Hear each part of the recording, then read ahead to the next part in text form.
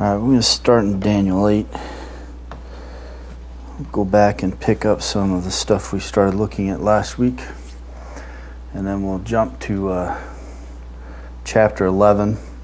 And some of the things we'll cover tonight will not be found in Daniel's prophecy, but nonetheless happened in that intertestamental period. So if you turn to Daniel 8 with me, apologize, I'm feeling a little bit out of it today. My heart's been giving me troubles all day. Bad night of sleep last night, but... So 400 silent years, we began to look at the history, preparing the stages for our survey of the New Testament. And a lot of the things that happened during this time period just very formal in setting what was going to happen in regards to the coming of Christ, but just the scene, everything that was going to take place was under God's control and His sovereign hand. And we started looking last week at the different political developments that happened during this period, and we'll finish looking at them. But we looked at the Persian period from 539 to 331 BC. We looked at the Greek period, 331 to 143 BC. And under this section, we began to look at Alexander the Great, the Ptolemies, and then the Seleucids. Actually, it's pronounced Ptolemies, if I do it according to the Greek, but we just say Ptolemies. And then Seleucids from 198 to 143 BC, and that's where we're going to focus on these last two tonight. And the Hasmonean period from 143 to 63 BC, we'll also look at this period because it flows out of the Maccabean revolt against the Seleucids. And it began a dynasty that was going to carry into the New Testament as far as the influence, especially as far as the priests. They became a political power.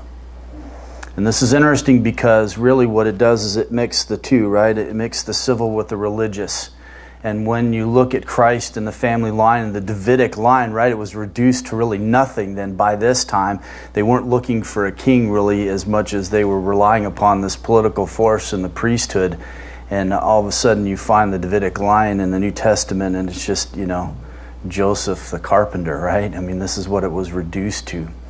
But this was the time in which Christ came. But also then it affects how people were looking at Jesus and so much of why they didn't understand what He was about, and they had these misconceptions about who He was going to be and what He was going to do. And so when He began to speak and teach the things that He was teaching, it started to blow their minds because He wasn't measuring up to their concept of what they thought the Messiah ought to be. But all of these events that happened in this period set the stage for all of that. Then from there we move to the Roman period from 63 BC into the New Testament. We'll come back and look at this period a little bit more fully next week as we begin to look at the religious developments that happened during this time. Religious developments in the Gentile world. We had the Greco-Roman pantheon.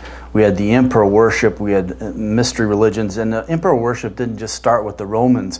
Antiochus Epiphanes did that. I mean, he established an image of himself, and he put himself in the place of Zeus, and he called on people to worship him. And we call him the Epiphanes, and he was referred to that way. That's the name he gave himself, and if he had friends, that's what they called him, right? But really, he called himself Theos Epiphanes, which is the illustrious God. And so he believed himself to be deity and had them, worship him and so on, and that's how he viewed himself. And so he took on this worship. And so this wasn't something that was unique to Rome. We have the mystery religions and we have other philosophies. And we'll look at Epicureanism, Stoics, the skeptics, not septics, but skeptics. And we'll look at the different influences, Plato and so on, that had upon this time because they were very influential on what happened. And then Gnosticism, which was a later development, but we could see some seedlings of what was coming. And then the religious developments in the Jewish world. We have the Pharisees, the scribes, the Sadducees. And the scribes started off well. I mean, Ezra is the first known scribe. And his commitment, Ezra 7:10, I mean, it's impeccable. If everyone who ministered the Word of God had the kind of commitment that Ezra had, I mean, to me, he is just, he's my idol. If I have an idol of someone I look up to, right, as far as, biblical figures, it's he and John the Baptist II. But that commitment that he had to the Word of God, and it was a good thing, and the scribes started off as a good thing, but when they became more versed in the scriptures and that, and the law and the legal aspect and the interpretations, then all of a sudden they became polluted because they started passing on their oral interpretations. And so every time then the people would look at the text and they were taught from the text, they would read these interpretations onto the text. So sometimes we wonder, why did they miss these things? Well, it's because they had this set system of interpretations that they imposed on the Word of God. And so they didn't even look to see what the true meaning was with passages and so on. They would just read the interpretations in there. And their hermeneutical method was influenced by a lot of things. I mean, even by Hellenism. And we have Philo, who was a known philosopher. He was influenced so much so that he ended up, rejecting the truth of the Old Testament, really sacrificing on the altar of pagan philosophy. And so we find that even their hermeneutics was influenced by philosophy and other things outside by the time that Christ came around. And you realize that Christ never argued with the religious leaders about the books of the canon. He didn't argue about whether or not Esther was in the canon or any other. So it would lead me to believe one of the reasons why I believe that the canon was already complete by the time of Christ as far as the Old Testament was concerned. But he always argued them over religious issues and their misinterpretation of the Word of God. And that is the biggest issue, and that is the biggest issue that faces the church today. It is the fact that we continually and even willfully misinterpret the Word of God, or we impose our theology and our own interpretations that we hear somewhere else onto the text rather than let the text speak for itself. So the scribes started off as a very good thing, a positive thing for the people. They were copiers of the law. They were strict to holding to the law, but they were influenced as time went on. Then we had the Sadducees, the Essenes. The Sadducees were primarily political, we'll see. We have the Essenes, the Herodians, the Zealots. And it's fascinating because the Herodians and the Pharisees, they were opposed to each other, really, but you find in Mark that they joined together in chapter 3, verse 6 to go against Christ, right? They found unity in a common enemy. It's like Herod and Pilate. They were enemies. They weren't friends until Christ came along, right, in this trial. And all of a sudden, they become buddies. It's very fascinating how people align themselves. And it makes me think, I was out one time witnessing in the marketplace in Glendale. Me and another brother from church. And so we're out there witnessing. And there's this one guy who was completely into Hitler and all of this stuff, and communism, and had his own little newspaper he was handing out to people and that. And when he saw my Bible, he just did not want to talk to me. He just started yelling and screaming at the top of his lungs. And I just calmly said, look, if there's a time you'd like to discuss your understandings, then I'd be willing to do that, but I see that you're not ready now. So I walked away and come to encounter this Jehovah's Witnesses down the street. And so I'm talking to this guy for a while, and then he leaves. And it was funny because I was sitting down in the Subway shop with this brother, and we were eating a sandwich, and we look out the window, and here's this communist guy and Jehovah's Witness. They come together, and they're just talking on the corner like buddy, like they've been long lost friends and walk across the street together. And I just thought that was fascinating, how you have the enemies against truth uniting together, right? Because they belong to the kingdom of Satan, right? And so they're always going to oppose that way. We have the Zealots and we have the Sanhedrin, and it's just amazing the mix when we look at these influences and then realize the disciples and who God used to take about the ministry of the kingdom. And then we'll look at the synagogue and the temple. So this is the religious developments that happened starting in the captivity periods into the New Testament times. So we looked at Daniel, we framed out the book as far as its flow. We have the personal history of Daniel from 1:1 through 21, the prophetic plan for the Gentiles 2:1 through 7:28, and then the prophetic plan for Israel 8:1 through 12:13. And that's just the general outline I've given to the book, and then we looked at it in more detail before. But what I wanted to do was just to walk through the different prophecies, not looking at everything because we can't look all the way into the tribulation, all that, although these prophecies cover that time period. And sometime later we'll come back and look at them. But we talked about the Old Testament era, the church era, the 7 years of tribulation, the millennium of 1,000-year reigns, and the times of the Gentiles. Begins with the fall in 2 Kings 25, and it'll be restored in Revelation 21 through 6. So the times of the Gentiles is the period from Nebuchadnezzar's reign to the second coming of Christ, during which Israel is undergoing divine discipline. They were disobedient to the word of God and to God himself, and so therefore God is disciplining the nation with his wrath, and they are under that until the time of the millennial kingdom, the 1,000-year reign. It's amazing to me that all the course of history that can happen in the framework of all of this, right? That God is in control of all of the happenings that go on, even in our nation and wherever it fits in the grand scheme of things, that God is in control of all of that, and He will bring about the restoration of the nation of Israel. And this is why I just can't see how the church replaces Israel. God's not done with them yet. There's going to come that final restoration, and I don't know how people can hold to a restoration theology, although I'll still fellowship with them and call them brethren, but I just think they're way off on that, and I don't know how it can't be clearer when we see things like this. Then we looked at the rest of the framework of eschatology, the rapture of the church before the tribulation, second coming of Christ before the millennium, then the new heaven and the new earth. And we began to look at the different kingdoms, Babylon, Medo-Persia, Greece, Rome 1, Rome 2, which is going to come later during the tribulation. And we're not looking at that aspect of Rome. We'll end tonight by just introducing Rome and its empire and how vast it was. I mean, it could be referred to, and it has, as the inhabited world. I mean, it was so massive. And we saw progressively moving from the Babylonian Empire to the Medo-Persian to the Greece and now to Rome. We just kept seeing these empires growing and growing and growing. And it's just interesting how God worked all of that stuff out to do the things that He designed to happen to set the stage for the coming of Christ. I mean, that passage in Galatians, right? When the fullness of time had come. I mean, God brought everything in history to that climactic moment for Christ to come. I mean, when you're talking about Christmas celebration, right? I mean, that was the most amazing event in all of human history, was the coming of Christ, right? And how often we miss, Les and I were talking the other night, how often we miss the proper perspective when it comes to the time that we set aside to celebrate that event. It was huge, huge, and God moved empires to set the stage for that. So we started looking at the times of the Gentiles, and we began with the different kingdoms and walked through them. We started with Babylon, head of gold, in chapter 2, the lion with eagle's wings, and we talked about the Babylonian period from 605 to 539 BC, and this was the empire that existed at the time of Nebuchadnezzar.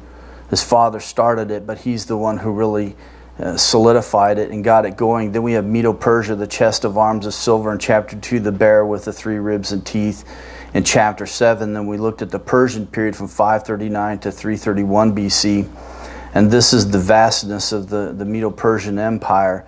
And the Persian Empire, will find that they rose up later, and this is the image we'll see when we look at chapter 8 in reference to the different images that were given as far as the goat and the ram and so on. The ram had the 2 horns, but one was larger than the other, right? The Persians ended up becoming larger than the Medes, and they began to expand the empire, but it started off with the Medes first. We started to look at Greece, the belly and thighs of bronze, in chapter 2, the beast-like leopard, in chapter 7. In the Greek period, which runs from 331 BC to 143 BC, there is some overlap between these periods, we understand, and we saw this last week, but just to get a sense of when the height of power and the movement and all of that kind of stuff. But I wanted to stop and look at this for a minute, because I think last week, being so whatever about everything that's happening with computers and stuff, I don't know if I understood your question exactly so, Scotty. When I was thinking back, your question you asked last week, as far as when you asked about the origins in that, I was thinking that you were thinking about where was the origin of the city-states, where did they come from, and then their migratory patterns and that kind of thing. Or were you asking where did the Grecian people as an overall whole come from? Is that the question you're asking? So I thought that may have been the case, so I was accurate and misunderstood your question. So I wanted to go back, because if we look back at Genesis chapter 10, we get a sense of where all of them came from. So we have Shem, Ham, and Japheth, and from Japheth's line comes Javan, which in Hebrew it's Yawan. We get the Vav because of the present-day pronunciation of the Hebrew letter Vav, but it was actually a while back then. Ashkenazis changed the pronunciation of it, but it's Yawan, which is interesting because Then when they transposed that Yawan into Greek, there was a letter called the digamma, Yawan or Yawon, and then they dropped the digamma, Ion. And it's interesting because the Orientals used to refer to the Greeks as the Ionians. And that's where it comes from. But through the Old Testament, they're the sons of Javan. So when we look at the descendants of him, they're listed here. We only have 4, 2 are geographical, and so on. But this is the layout of where they dispersed to. So we have Javan up there down along the coastal regions. Now, how it divided up from that, so they leave according to their tribes and tongue and so on and settled in this area. But we see then by the time of Alexander that they had spread out and migrated to other regions. And what was it that led them to do that? We don't know. I mean, other than ultimately we know that God was fulfilling his desire from the Tower of Babel, right? He wanted to scatter all the nations. They were supposed to spread out over the earth. And so as a result, they were fulfilling what he did at the Tower of Babel. But what led them to go and to formalize these city-states, it wasn't just geographical in the sense that they were going by way of occupation. Some were seafarers or others were moved inland because they were in agriculture and that. Possible, but I don't think that's the only reason. I think there's a tribal element to it, as well as there's other elements, because they formalized these city-states and they became to known as the Dorian Greeks, Ionian Greeks, Ialian Greeks, and Arcadian Greeks, and so on. And they all had a common core to the language, but then they all had their uniquenesses to the dialect. And again, as we talked about last week, that Alexander is the one who unified that language, and therefore it became the common tongue, and there were a lot of changes that happened in the language. But how it is that they migrated into all these areas, not exactly sure. I mean, there's different ideas, and I think it's a compilation of many of them. But ultimately, we know the Grecian people came from the line of Javan. But what brought them out into this area to formalize these city-states, what was the reason for that? We don't necessarily know. At least I don't necessarily know. But they formalized these city-states, and there was a vastness of them, but they weren't unified in any way, really. At times they would join together, and they would go and fight a common enemy. But Philip Macedon was the first one who united them all, except for Sparta was probably the only one that didn't unite underneath Philip of Macedon. But they still weren't as organized as when Alexander came on. Alexander was officially the first king, which is in a fulfillment of the prophecy we find in Daniel. He was the first king of the empire. And he is the one who united them and brought them together. And it's interesting because they'll talk about the term Hellenist and Hellenes. Now, Homer used Hellenes in reference to the people in Thessaly, and he had several other terms that he used in reference to the Grecian people. Hellenes didn't become a term used for all Grecian people until later, and it became so broad of a term that it can be used for anyone who was a non-Jew by the time we get to the New Testament times, right? But it started off slowly as being used in reference to pockets of people. There were other designations they gave to these groups of Greeks that were spread out. But eventually they became known as the solidified group as the Hellenes. So Alexander is going to unite them. He is going to take them across, and he's going to establish his empire. He crosses over the Hellespont, which is fascinating because this is the modern-day Dardanelles in Turkey. And this is where he begins, and he crosses over, and his first victory is going to be at the Granicus River. And it was a key battle. It had to be won because really what it did is opened up the doorway into the empire of the Persians, and therefore he had a free access to head in to the empire and to begin his conquest of them.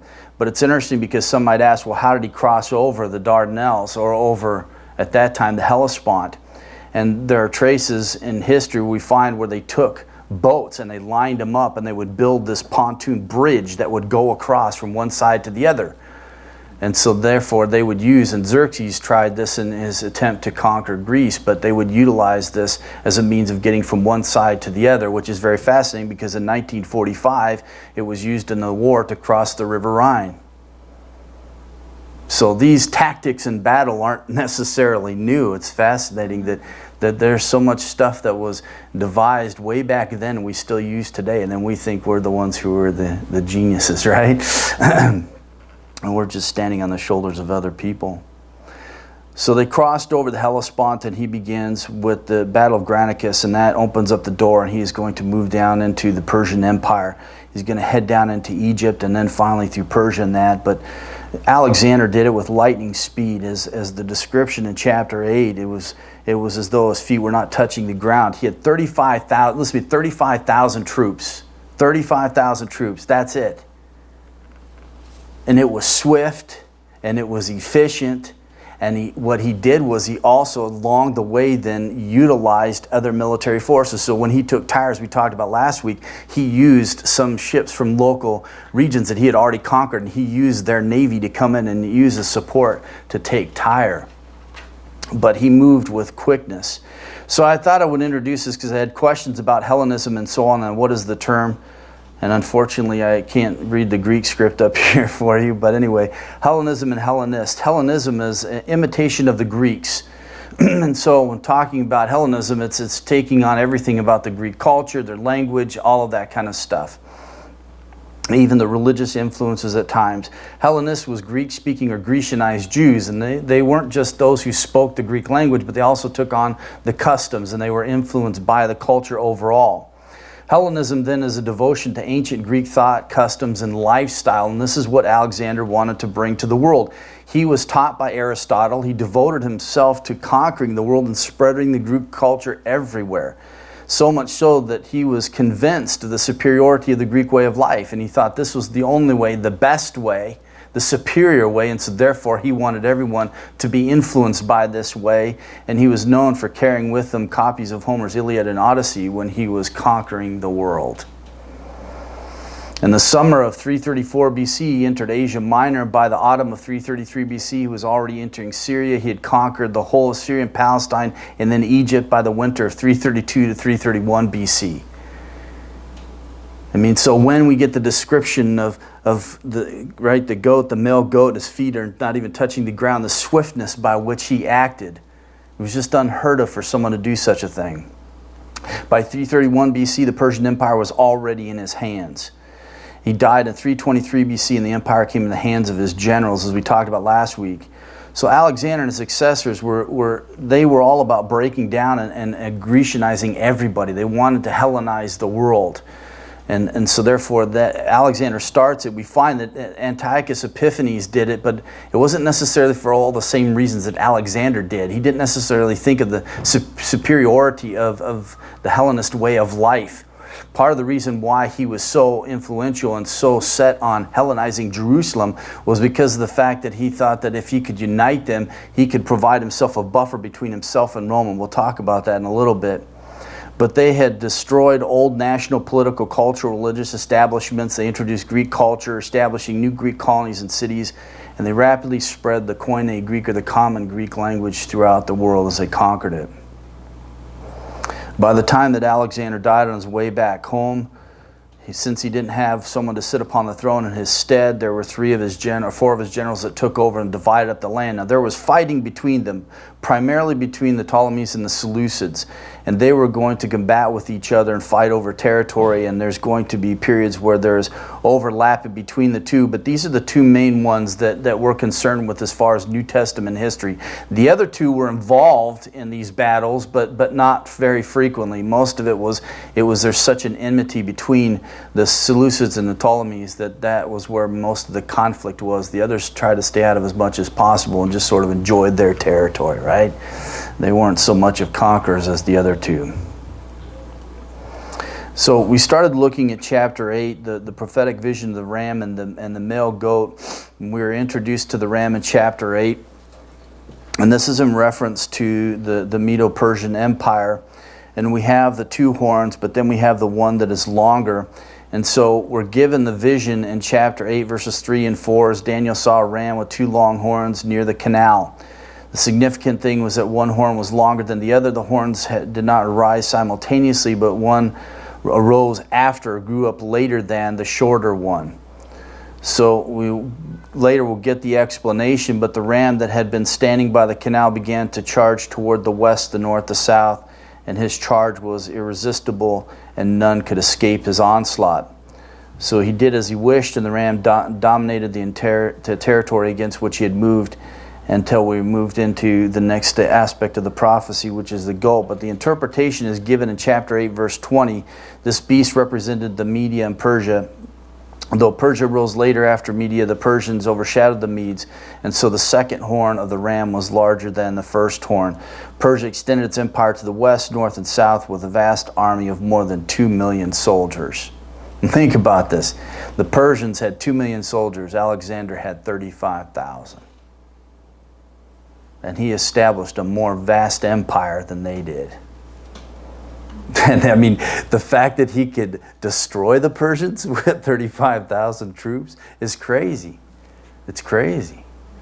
It's why he started to think that he was, sort of the son of God, or he was a deity or something, because somehow God's hand was upon him in order to accomplish this. Little did he know that's exactly what was the case, right? So we're introduced in chapter 8 then to the male goat, which is the empire of Alexander. So we're told about this longhorn that comes out, and that is clear reference to Alexander the Great. We have the vision in chapter 8, verses 5 through 12, and then the interpretation, chapter 8, verses 21 through 25.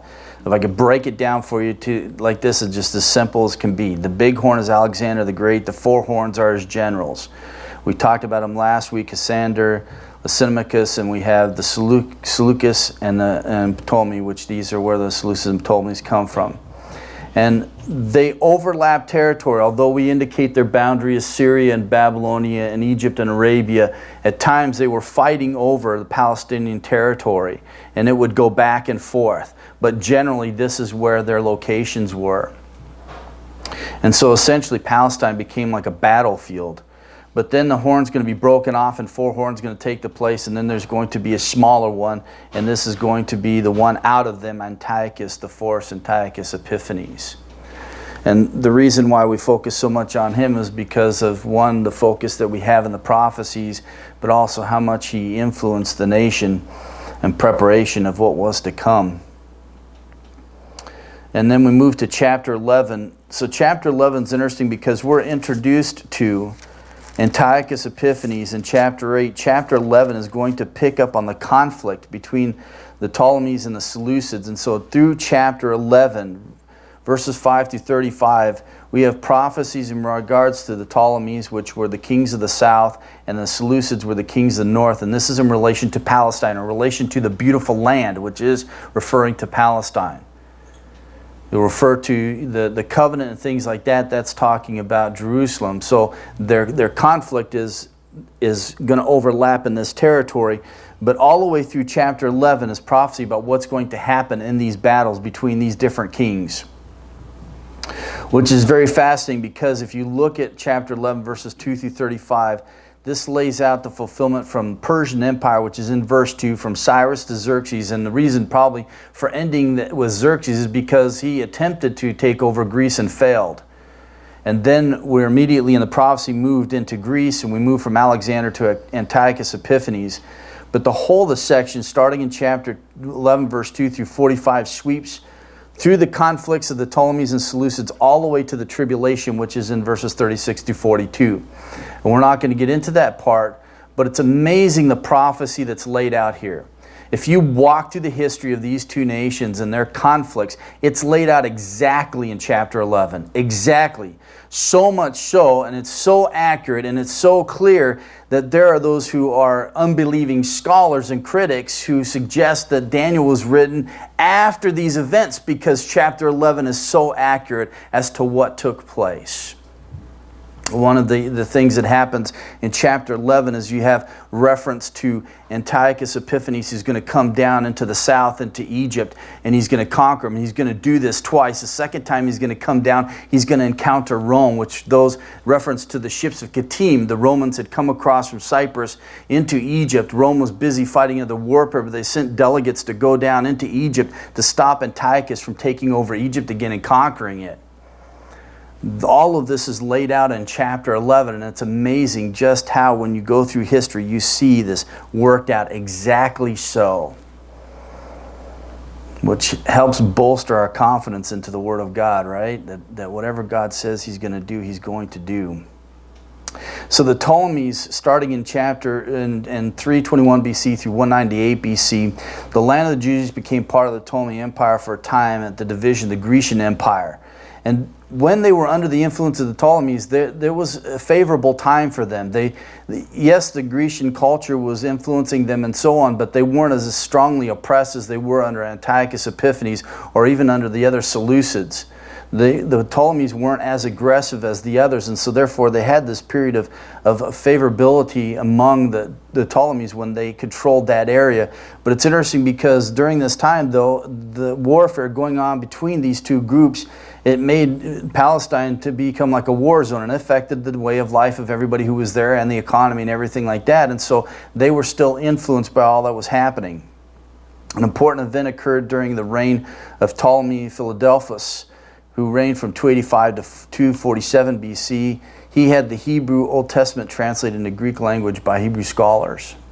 Now, tradition says that there were 70 scholars who translated it, and that's why it's referred to as the Septuagint. And that's just tradition. We don't necessarily know that that is so. Likely there were others who worked on it, but nonetheless, this was a key event for the Jews who were outside of Palestine, especially for the diaspora Jews, right, when they started to migrate further and further away from the promised land, but also for the Christians. This was their first translation that they had. Until the letters and the Gospels were recorded and passed on, right, and made their way through all the churches and all the regions, they basically had the Old Testament scriptures. They had the Septuagint. And many of the quotations that Christ gives in the Gospels is from the Septuagint. So it was the text that they used. Which is interesting because there are times when we find quotes from Paul and you go, well, that's kind of odd because I don't see that in the Hebrew. Well, it's based on the translation of it. One fascinating thing, it's interesting, I was looking back through, and so in Isaiah chapter 9, verse 12, you have reference to the Arameans and also to the Philistines. Well, what's fascinating is that in the Hebrew, Philistines is it's not like our English word, but it is. We translate with a fricative, ph, right, which is like an F. It's a fricative in linguistics. But in Hebrew, it's a stop. Pelalim, and so it has a pa, it's a hard sound, but it's like a P in our language. So it's interesting because in the Septuagint, though, we have the Hellenes, ta Hellenes, or tu Hellenas, in that passage in Isaiah 9:12. Well, why do they translate it from the Hebrew, which is clearly referenced to the Philistines, to the Greeks, or the Gentiles? Fascinating. Don't know why, but... So the Septuagint was the translation for the day, and it was what the early church used until the passing around of the Gospels. The Seleucids reigned from 198 to 143 BC. Warfare and intrigue characterized much of the relationship that existed between the Ptolemies and Seleucids. It was civil war a lot of time. They were fighting over the territory. In 198 BC, Antiochus III of Syria defeated the Ptolemies, and he drove them back into Egypt. Now, Antiochus III was the father of Antiochus IV. Yes, duh. Well, it was fascinating because when Antiochus III, he had a comrade. Well, this comrade found shelter with Antiochus III. So, oh man, now his name slipped my mind.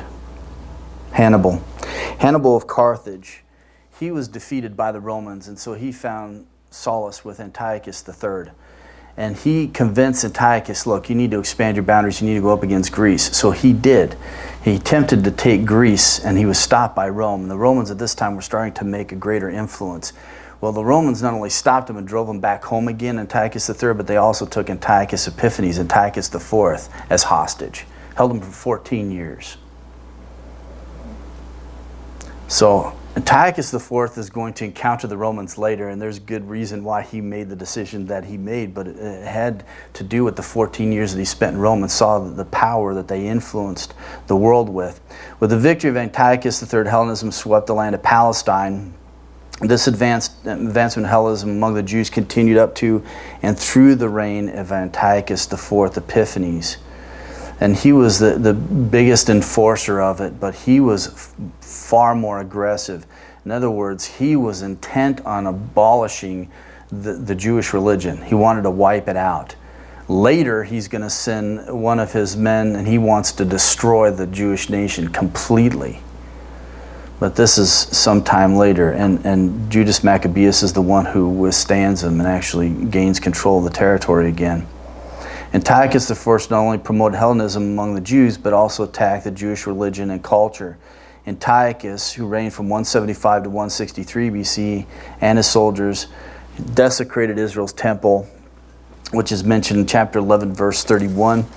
And they ended up banning circumcision, daily sacrifices, and they sacrificed a pig on the altar. And they also forced the Jews to do this. Now, there are two different encounters that Antiochus had with Jerusalem. The first one wasn't as severe as the second one. The second one was when he was all out for destruction. He wanted to completely Grecianize it because he wanted to create Jerusalem as a buffer zone between himself and the Roman Empire after his encounter with them. Now, it's interesting because the two encounters come in chapter 11. Notice with me in verse 25, chapter 11, he will stir up his strength and courage against the king of the south with a large army. So the king of the south will mobilize an extremely large and mighty army for war, and he will not stand. For schemes will be devised against him. Those who eat his choice food will destroy him, and his army will overthrow, but many will fall down slain. As for both kings, their hearts will be intent on evil, and they will speak lies to each other in the same table, but it will not succeed, for in the end it is still come at the point of time. So this is the first encounter that Antiochus Epiphanes has with Egypt, with the Ptolemies, and it is with Ptolemy the Sixth. Now, Ptolemy the Sixth got put in his head that he should go and try to recapture Coele, Syria, which is the region of Palestine. So he gets in his head he's going to go do that. So he's going to mass his forces, a large army, as we're told. So he's going to mass this large army. He's going to move into the north. Antiochus Epiphanes hears about it. He amasses his army, and he meets him at the border of Egypt. And he drives him back into Egypt, and he has victory over him. He takes it, and he goes all the way into Memphis. And Antiochus Epiphanes goes into Memphis, and he declares himself as king. Then he goes into Alexandria, and he sacks Alexandria. Now, what he does the first time that he encounters them in Egypt is that he establishes two brothers. He's going to take Ptolemy the Sixth and Ptolemy the Eighth. Ptolemy the Sixth he's going to leave as king in Memphis. Ptolemy the Eighth he's going to leave as king in Alexandria. And he figured that he could maintain the polarization of Egypt with these two brothers bickering with each other over who was under control. Well, eventually they're going to unite and go up against him, and that's going to bring Antiochus back down again. So after this first encounter, he's going to head back, as we see in the reference here in verse 28. Then he will return to his land, which will much plunder, but his heart will be set against the Holy Covenant, and he will take action and then return to his own land. This is the first time he comes into Jerusalem, and he's going to bring havoc upon Jerusalem, and then he's going to head back home again. Then when the two brothers later on decide to join forces against Antiochus Epiphanes IV, he's going to hear about it. He's going to go back down to Egypt again. This time when he goes back down there, we have the reference to the ships of Kittim, verse 30. For the ships of Kittim will come against him, therefore he will be disheartened, and he will return and become enraged to the Holy Covenant and take action. So he will come back and show regard for those who forsake the Holy Covenant. In other words, apostate Jews. So the second time these brothers, they unite together, that Antiochus leaves in Egypt. He hears the fact that they're united. He's going to come down there and conquer Egypt again. But when he gets down there, he's met with the Roman Empire, who came across from Cyprus on the ships of Kittim. Now, the whole army, the Roman army, is off fighting the Macedonian War, the final conflict of Macedonian War, but they sent a delegate to go down there and to stop him from coming into Egypt because they're making their move. So they send this delegate to go do that, and so what happens is that Antiochus, he encounters them, and so I'm going to say his name incorrectly, Popilius Laius, he is going to encounter Antiochus, and he is going to speak for Rome. So he tells Antiochus, you have a choice, right? You can fight against them, you can come into Egypt, but then that means he's going to enter into war with Rome. He doesn't want to do that, or you can leave. So Antiochus says, well, give me some time to think about it. So Popilius took his walking stick, and in the sand he drew a circle around Antiochus. And he says, do not step out of that circle until you give me an answer. Antiochus, knowing, right, having spent 14 years in Rome, knowing their power and the way they've conquered people, even while he was in their midst, he decided, no, I'm not going to fight you. This is him leaving disheartened. He's going to head back up towards home, but what he's going to do is he's going to pass through Jerusalem. He's going to strike against the Holy Covenant. In other words, he's going to go back into Jerusalem. Now, this time, he's going to lay waste to it. He wants to obliterate their religion. He wants to completely Hellenize everything because he wants it to be completely under his control and on his side. So that way, if Rome ever starts to come up, at least he has the buffer between himself and his place, right, where he would reign and the Roman Empire. So this is when he begins to desecrate everything and to do all that he does. And he desecrates the temple and all of that. He sets up a shrine to the Olympian god Zeus, and he envisioned that as being like himself. And this was in Kislev 25th, which is December 167 BC. And this is what is referenced to in chapter 11, verse 31 as the abomination of desolation. He desecrated the temple. They kept Jews from going into worship. He took those who were apostate. He showed favor on them. He rewarded them because they apostated from the faith. But the rest he persecuted. And if those who weren't willing to, keep their children from being circumcised, weren't willing to offer up these sacrifices of pigs on the altars, right, which they were told to do, which would defile the altar. They were ordered to eat the flesh of swine, which they are, according to law, not supposed to do. If they refused to do this, then they were put to death. This is when he really starts to amass persecution against the Jews. Both Daniel and Jesus reveal this is only a preview of the abomination that will happen later under the final Antichrist. So Antiochus Epiphanes was merely just a foreshadowing of what the Antichrist was going to be like. So again, Daniel looks from his time period, beyond his time period, to the remote future, and even farther, and then to the second coming of Christ or before. So this is going to lead into the Hasmonean period, which is from 143 to 63 BC. Now this is interesting because when Antiochus started all of this, he wanted to just defile everything. And what happened was that he sent a delegation down into Modin. And they encountered Mattathias, which is the father of Judas Maccabeus, who we well known, and the Maccabean revolts is named after him. But his father, Matthias, was a priest in Modin, and they were told that they were to offer up this sacrifice, this pig, upon the altar, and he would not do so. There was another Jew present who was willing to do that. Well, Mattathias killed the Jew and the delegate from the Syrian or Seleucid Empire. Killed them all and started warfare. He fled the city with a bunch of other pious Jews behind him who were agreeing with what he did. They went and hid in the caves. Well, they were found out. Many of them were killed. And that began the guerrilla warfare. But Mattathias died soon after the conflict started, and his son Judas took over, and they named him Maccabeus, for he was the hammer. That was his nickname. And he is the one who conducted most of the warfare and established most of the victories for these group of Jews that fought against the Syrians or Seleucids. They ended up recapturing Jerusalem, taking control of that area except for the Acra, and they rededicated the temple in Kislev 25, 164 BC. 3 years to the day, they rededicate the temple and they offer up proper sacrifices to the Lord. And this is the Feast of Hanukkah, or the Feast of Lights. And we have reference to that in John's Gospel, I believe chapter 10, where he talks about that, where we have that series of feasts starting in chapter 5. So this became a part of their celebration. Now, they didn't stay independent. I mean, they had some freedom. They gained control of this territory by fighting off the Syrians. But it didn't stay that way. War broke out again, and Judas ended up dying in battle, and his brother Jonathan took over. Now, it's interesting because Antiochus twice sent his commander in to take over this territory, and twice Judas managed to fight him off. Lysias, it's interesting because Lysias, the first time he was sent by Antiochus to take Jerusalem, he wanted the Jewish nation obliterated. Antiochus couldn't be there because he was dealing with insurrections in Media and also in back home in Persia, and so he had to deal with that and the issue of taxation, all this stuff, so he wasn't there. So he sends Lysias to go off and to fight this battle for him, and he wants him to wipe out the Jews.